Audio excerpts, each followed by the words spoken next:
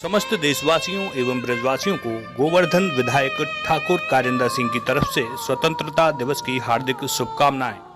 वैश्विक महामारी कोरोना से बचने के लिए क्षेत्रवासी सोशल डिस्टेंस का करें पालन, भीड़ भाड़ वाले स्थानों पर करें मास्क का प्रयोग, सतर्क रहें, सुरक्षित रहें।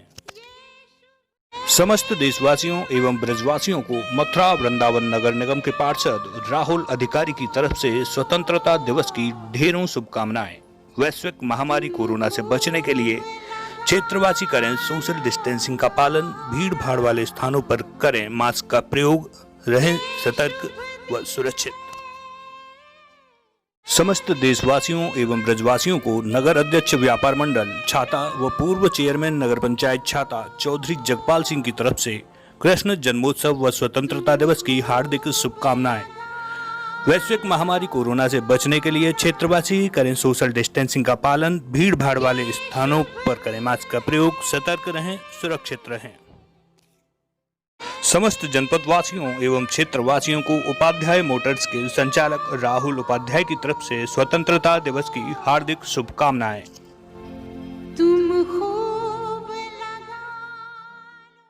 कहते हैं कि पति पत्नी का रिश्ता 7 जन्मों का होता है। शादी के बाद माता पिता का आंगन छोड़ पत्नी पति के ही परिवार को अपना सब कुछ समझती है।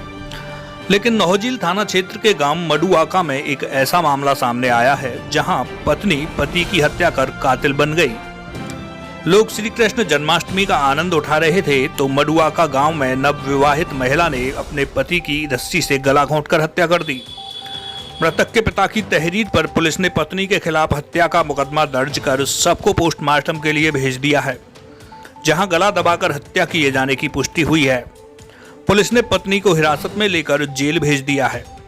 बताया गया कि 11 जून को थाना इगलास के गांव मोहकमपुर निवासी डोली की शादी मडुआका निवासी बिशंभर के साथ हुई थी। शादी के बाद से डोली बिशंभर को पसंद नहीं करती थी और तरह तरह के ताने देती थी। शादी के 57 दिन बीत जाने के बाद अचानक डोली ने कमरे में सो रहे बिशंभर का रस्सी से गला घोंट दिया और बाहर निकल आई।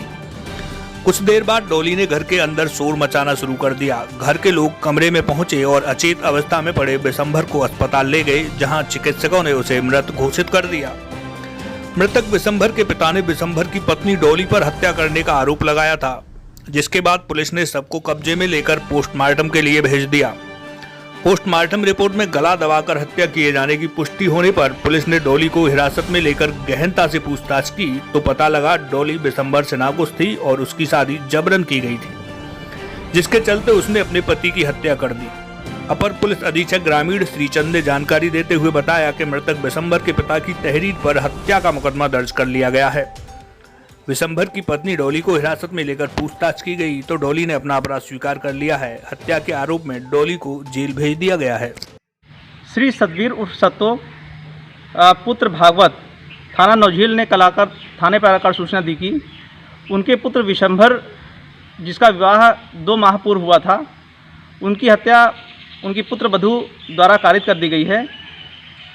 उनके द्वारा अवगत कराया गया कि उनकी पुत्र वधू द्वारा मृतक की गला घोंटकर हत्या कारित की गई। इस सूचना पर अभियोग पंजीकृत करने के पश्चात नामित अभियुक्ता से पूछताछ की गई तो अभियुक्ता द्वारा अपने कृत्य को स्वीकार करते हुए बताया गया कि आपसी विवाद के पश्चात उसने अपने पति की गला घोंटकर हत्या कारित की है।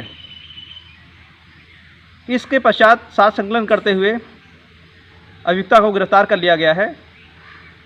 अन्य विधिक कार्रवाई करते हुए अभियुक्ता को जेल भेजा जा रहा है। साक्ष्य संकलन कर विवेचना का सफल निस्तारण किया जाएगा। और पिताजी का नाम सतवीर सिंह था जी। वो 11 तारीख को दोनों मियाँ बीवी व्रत थे जी। और हमारे ताऊ जी हैं वो बाहर सोए हुए थे आंगन में।